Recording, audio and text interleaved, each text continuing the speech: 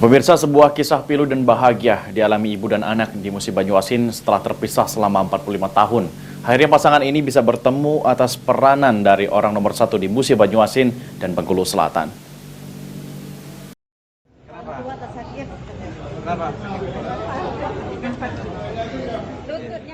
Kisah pilu ibu dan anak yang terpisah selama 45 tahun dirasakan oleh Karmi, warga desa Tampang Baru, Kecamatan Bayung Lencer, Musi Banyuasin.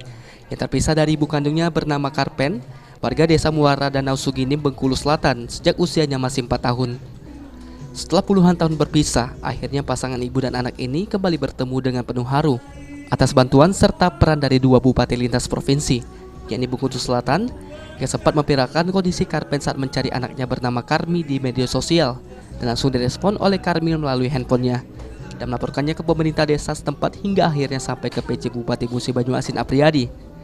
Setelah itu Apriyadi langsung merespon video tersebut dengan menghubungi Bupati Bengkulu Selatan hingga akhirnya terjadi pertemuan dua belahan jiwa yang terpisah selama 45 tahun itu di Geria Serasan Sekati, Kota Sekayu.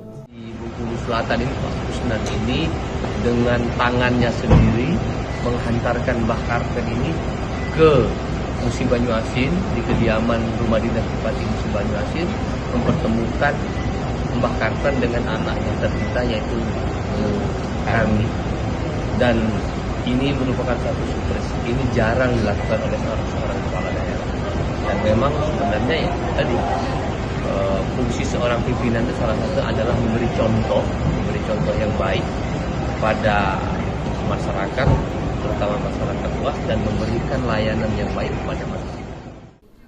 Terpisahnya Karpen dengan Armi tersebut sekitar tahun 1981 lalu di Pulau Jawa, di mana waktu itu Karpen pergi untuk mencari pekerjaan agar bisa menafkahi anaknya, namun Karpen tertipu sehingga menetap di Bengkulu.